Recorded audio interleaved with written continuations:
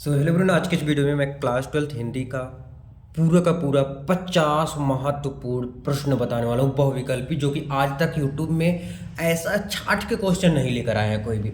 ये क्वेश्चन कहाँ से उठाया हूँ? ये अनसॉल्व पेपर से उठाया हूँ, सीरीज से उठाया हूँ, प्रीवियस ईयर क्वेश्चन पेपर से उठाया हूँ। अगर आप ये वीडियो देख लेते हैं लास्ट तक, मैं ये दावे के साथ कह सकता हूँ कि आपका नंबर कोई नहीं रोक सकता है, गारंटी है।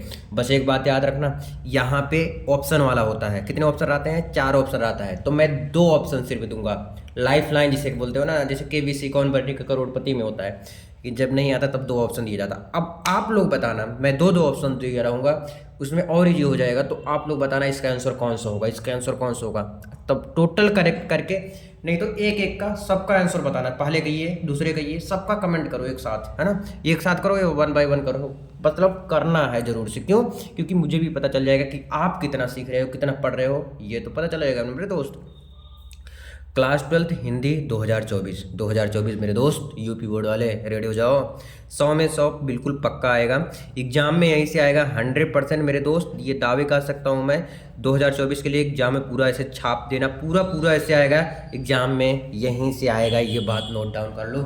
लाइफ लाइन मिलेगा मेरे दोस्त, आसान हो जाएगा, आपको आसान कर दिया हूँ। पर एक बात याद रखना, ये जो लाइफ लाइन है इसको गलत इस्तेमाल मत करना। गलत इस्तेमाल मतलब समझ रहे हो ना, कि ऐसे टप से बोल दो, चाहे फर्स्ट चाहे सेकंड, ये सेकंड फर्स्ट, दिमाग से बताना, ठीक है? सही यूज करना इसका। चलो स्टार्ट करते हैं। पहला देखो, प्रयोगवादी कविता के प्रतिनिधि कवि हैं। जो प्रयोगवादी यानी प्रयोग जो करते हैं, प्रयोगवादी। अब याद करने का तरीका ये बताऊंगा, जो ज़्यादा इंपॉर्टेंट रहेगा वीडियो में उसको मैं स्टार भी बनाऊंगा, ठीक है ना। प्रयोगवादी, जो प्रयोगवादी कविता है उसके प्रतिनिधि कौन है? तो प्रयोग कौन करेगा? अज्ञेय जी करते हैं। कौन? भूषण नहीं, अज्ञेय हैं इसके हैं, ठीक है। कौन है? अज्ञेय हैं। नेक्स्ट देखो, राम भक्ति, निम्नलिखित में से राम भक्ति शाखा के कौन नहीं है? जो कवि जो है वो कौन नहीं है, ध्यान समझना। देखो, ये जो तुलसीदास है, ये तुलसीदास तो राम भक्त के ही है, क्योंकि इन भाई तुलसीदास के बारे में सभी जानते हैं। लेकिन चतुर्भुज के बारे में बहुत कम सुन रहे हो, है ना। अब चतुर्भुज राम से कोई रिलेटेड है नहीं, तुलसीदास तो राम से रिलेटेड है, तुलसीदास पता ही है आपको। तो चतुर्भुज नहीं है, तो इसमें पूछा कौन नहीं है, तो चतुर्भुज नहीं है, ठीक है, चतुर्भुज नहीं है ना। तो ये चीज़ है, तो इसमें ध्यान रखना, क्योंकि कौन है अगर आ जाता तो तुलसीदास हो जाते हैं। ये भी इसमें नोट डाउन कर लेना, क्योंकि यहाँ से लोग गलतियाँ बहुत ज़्यादा कर देते हैं इस टाइप के क्वेश्चन में, ठीक है। नेक्स्ट है आपका, तार सप्तक का प्रकाशन वर्ष है। तार सप्तक का प्रकाशन वर्ष है, यानी कि कौन सा सन है? तार सप्तक का जो प्रकाशन वर्ष है वो कब है? सन 1943 या सन 1857? तो मैं बता दूं, जो तार सप्तक है उसका प्रकाशन वर्ष 1943 है। क्या है मेरे दोस्त? 1943 है। क्लियर।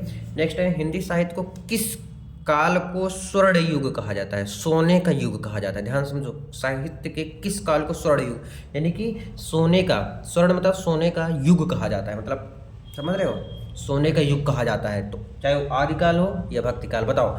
तो स्वर्ण युग कब होता है? भक्ति काल में। जब हम सब पूजा पाठ करते हैं उसे हम कौन सा युग कहते हैं? भक्ति काल कहते हैं, ठीक है। ये तरीका याद करने का। नेक्स्ट है, साकेत महाकाव्य के रचनाकार हैं मैथिली शरणगुप्त धर्मवीर भारती। मैथिली शरणगुप्त धर्मवीर भारती कौन है? 5th नंबर में मैथिली शरण गुप्त है, ठीक है। साकेत महाकाव्य के रचनाकार कौन है? मैथिली शरण गुप्त है। फिर साहित्य लहरी के रचयिता, साहित्य लहरी है वैसे, साहित्य लहरी के रचयिता है सूरदास या तुलसीदास, ठीक है। लाइफ लाइन है, बताना आप लोग। तो साहित्य लहरी के रचयिता कौन है? सूरदास जी हैं। कौन है? साहित्य लहरी के रचयिता कौन है? सूरदास हैं। कितनी नावों में कितनी बार, कितनी नाव में कितनी बार रचना के कवि हैं? कितनी नाव में कितनी बार रचना के कवि हैं? देखो, ये इतना बड़ा लिखा है, सच्चिदानंद, हीरानंद, वात्स्यायन, इसमें अज्ञेय भी रहना चाहिए था, मैं नहीं लिखा हूँ। फिर दूसरा है सुमित्रानंदन पंत। अब एक चीज़ यहाँ से अगर आपको नहीं याद है तब की बात बता रहा हूँ, तो ध्यान देना, जब इतना बड़ा है तो बड़ा वाला ही सही होता है। ज़्यादातर बोला हूँ मैं, 100% नहीं बोला हूँ। अच्छा, क्यों? क्योंकि देखो, आप बताओ, यहाँ पे मैं छोटा लिख सकता था कि नहीं, दूसरा कुछ लिख देता इसकी जगह पे, अगर ये नहीं सही होता तो इतना सही है, तो इसलिए इतना जगह में लिखने में टाइम लगा मुझे, है ना, इतना स्पेस लिया। तो ये बात नोट डाउन थोड़ा सा कर लो आप लोग। अगर नहीं आ रहा है तो इस पे आप गेस कर सकते हो। तो सच्चिदानंद, हीरानंद, वात्स्यायन। निम्नलिखित में से कृष्णमक, अभी वहाँ पे क्या था? अभी वहाँ पे राम भक्ति था, यहाँ पे है कृष्ण भक्ति। तो कृष्ण भक्ति शाखा के कवि नहीं है, पूछा है कि कवि नहीं है। तो कृष्ण भक्ति के कवि सूरदास है, खूब पता है लोगों को, सूरदास कवि हैं, लेकिन नहीं है तो नाभादास नहीं है। ध्यान समझो, तरीका समझो, रट्टा नहीं मारते इस चीज़ को। निम्नलिखित में कृष्ण भक्ति शाखा के कवि नहीं हैं, तो कौन नहीं है? नाभादास जी नहीं है। रीति मुक्त काव्य की रचना की है, रीति मुक्त काव्य की रचना की है घनानंद या वृंद, घनानंद या वृंद। रीति मुक्त जो है काव्य की रचना किसने किया है? घनानंद ने, वृंद ने नहीं किया। रीति जो रीतियों से चली आ रही है, तो घनानंद ने ये काव्य की रचना की है। तार सप्तक का संपादक है, तार सप्तक के संपादक कौन है? अज्ञेय है या नरेंद्र शर्मा? देखो तार सप्तक का तो अज्ञेय सुने हो क्या? नहीं, तो अज्ञेय तो होंगे, सॉरी अज्ञेय हाँ सुने। तार सप्तक का तो अज्ञेय होते, क्योंकि मैं इतनी बार इसको बनाया हूँ। तो नरेंद्र शर्मा तो है नहीं, तो क्या हुआ? अज्ञेय हो गए। कामायनी महाकाव्य की रचयिता तो कामायनी बताओ, कामायनी के नाम से ट्रेन चलता है कि नहीं मुंबई से? तो कामायनी तो इनका बहुत ज़्यादा प्रसिद्ध है, कौन है ये? जयशंकर प्रसाद जी हैं। जयशंकर प्रसाद जी के नाम से जो ट्रेन है, नाम से जयशंकर प्रसाद जी के नहीं चलता, कामायनी नाम से चलता, कामायनी एक्सप्रेस है। तो वो जयशंकर जी की रचना के नाम से ही ये कामायनी एक्सप्रेस पड़ा था। ये भी आप लोग नोट डाउन, नया सीख लो कुछ। हाँ चलो अब देखते हैं 12 नंबर नेक्स्ट पेज में। ध्यान देना, सुमित्रानंदन पंत को किस रचना पर ज्ञानपीठ पुरस्कार मिला था? वह कौन सा रचना था जिसमें सुमित्रानंदन पंत को ज्ञानपीठ पुरस्कार मिला? ध्यान समझो, ज्ञानपीठ पुरस्कार किस रचना पर मिला था? चिदम्बरा भी नहीं की रचना है, युगांत भी सुमित्रानंदन पंत का ही रचना है। लेकिन ये पूछा है कि किस पे, कौन सा वो रचना था जिस पे ज्ञानपीठ पुरस्कार मिला था? ये इंपॉर्टेंट है, ये इंपॉर्टेंट है। तो सुमित्रानंदन पंत को ज्ञानपीठ पुरस्कार चिदम्बरा पे मिला था। किस पे मिला था? चिदम्बरा पे। समझ आया? सुमित्रानंदन पंत को किस रचना पे ज्ञानपीठ पुरस्कार मिला? चिदम्बरा पर मिला था। क्लियर हो गया? समझ आया कि नहीं आया? चिदम्बरा पे सुमित्रानंदन पंत को ज्ञानपीठ पुरस्कार मिला था। कामायनी महाकाव्य में सर्गों की संख्या, कामायनी जो है, कामायनी कौन लिखा है? बताओ जल्दी, कामायनी कौन लिखा था? अभी थोड़ी देर पहले बताया था। तो कामायनी कमेंट करके बताओ कौन लिखा था। अभी 11 नंबर क्वेश्चन शायद यही था, तो कमेंट करके उसको बताओ तुम। अब इसमें आ गया कि कामायनी महाकाव्य में सर्गों की संख्या है, तो कामायनी जो महाकाव्य है उसमें सर्गों की संख्या कितनी होती है? 15 होती है। कितनी होती है? 15 होती है। यह अमर रचना है, महादेवी जी का है, तो वो सबको पता है। यह महादेवी का है, किसका है? सुमित्रानंदन पंत का है। बताओ यामा किसका है? महादेवी वर्मा जी का है। ठीक है, सुमित्रानंदन पंत का जैसे चिदम्बरा हो गया, युगांत हो गया, कला और बूढ़ा चांद हो गया, इस टाइप का इनका सुमित्रानंदन पंत का। गंगावतरण के रचयिता है, गंगावतरण के रचयिता है, तो जयशंकर प्रसाद है क्या? हाँ जयशंकर प्रसाद है, बिल्कुल है।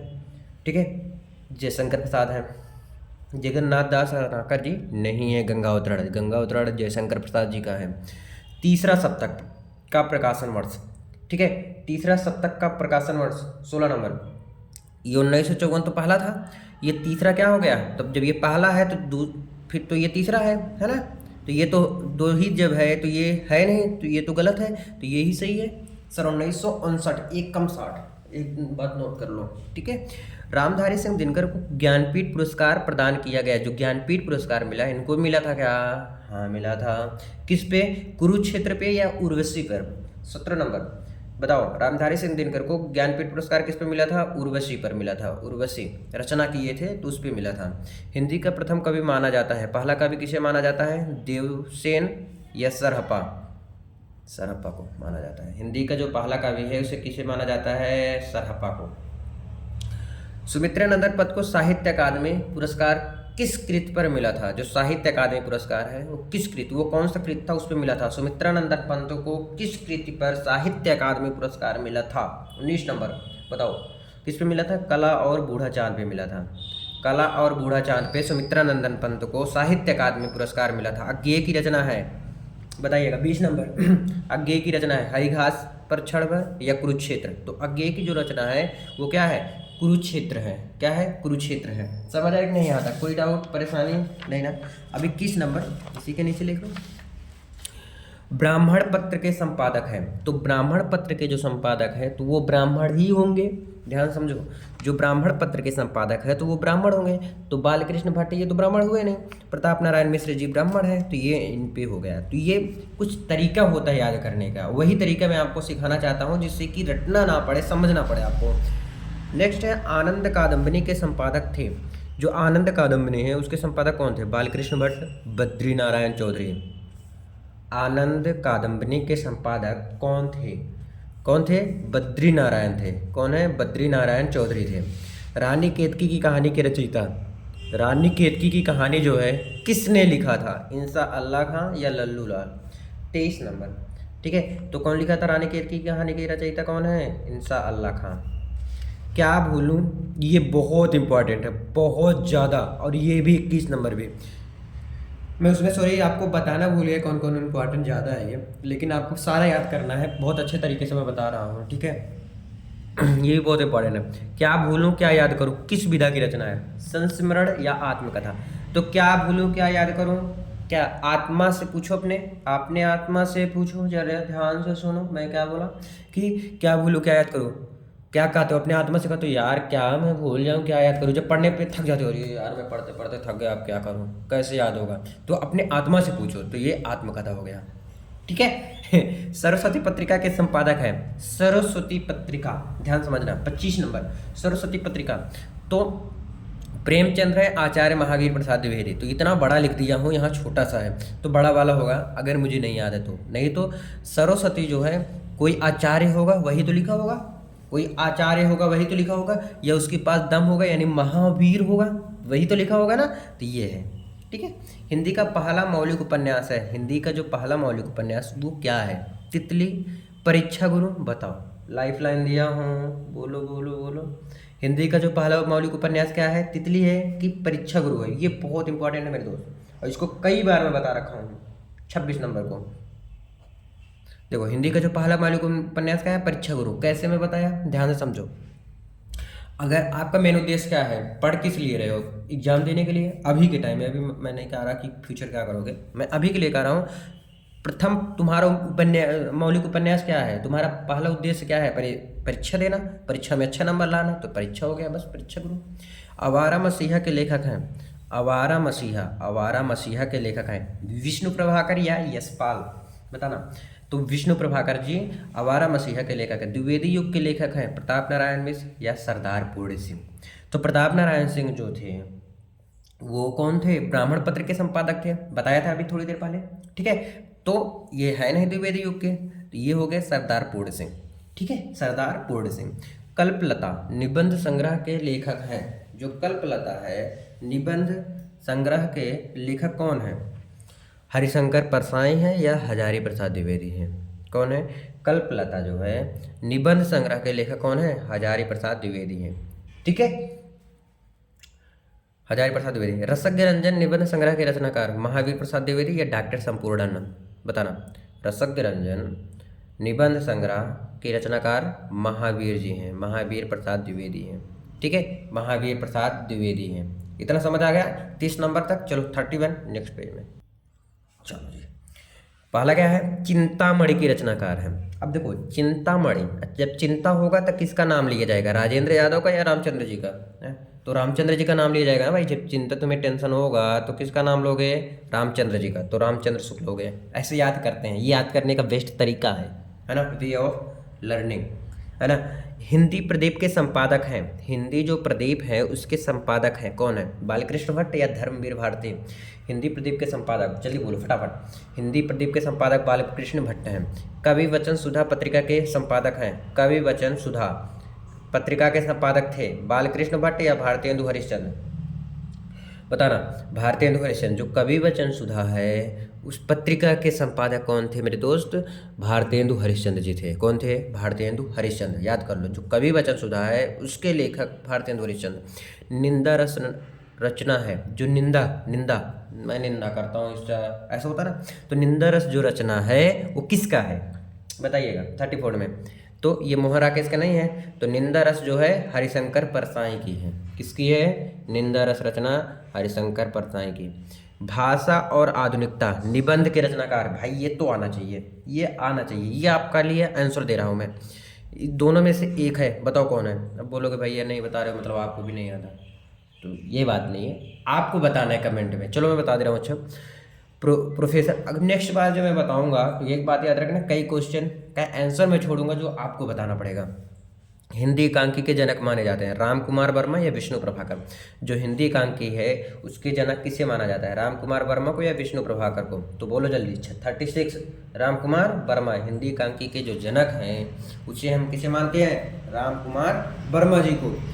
राहुल सांकृत्यायन की प्रसिद्ध कृति वोल्गा से गंगा गद्य विधा की रचना है, किसकी रचना है बताओ। राहुल सांकृत्यायन कौन लिखे थे, कहानी संग्रह या उपन्यास, बोलो जल्दी। तो इनका तो राहुल सांकृत्यायन का कहानी संग्रह था। आखिरी चट्टान तक रचना की विधा है, जो आखिरी चट्टान है उसकी रचना विधा क्या है, बताओ जल्दी। निबंध संग्रह या यात्रा विवरण। आखिरी चट्टान तक रचना की विधा क्या है, यात्रा विवरण है। क्या है, यात्रा विवरण। डॉक्टर हजारी प्रसाद द्विवेदी द्वारा लिखित बाल बाणभट्ट की आत्मकथा किस गद्य विधा की रचना है, कौन सी गद्य विधा है उसकी रचना है। 39 का उपन्यास है। प्रेमचंद्र का उपन्यास है, अब बताओ उपन्यास ही पूछ लिया, ठीक नहीं रह गया। देख लो प्रेमचंद्र का जो उपन्यास है वो क्या है बताना जरा है। प्रेमचंद्र का उपन्यास चंद्रकांता या गोदान, चंद्रकांता या गोदान। तो मेरे दोस्त प्रेमचंद्र जी का जो है वो क्या है, गोदान है, ठीक है। देखो ये बहुत इंपॉर्टेंट है।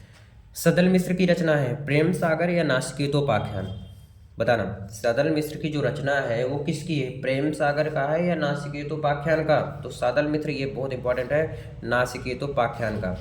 स्कंदगुप्त नाटक के लेखक स्कंदगुप्त, तो प्रेमचंद्र हुआ या जयशंकर प्रसाद जी हुआ, बोला स्कंदगुप्त।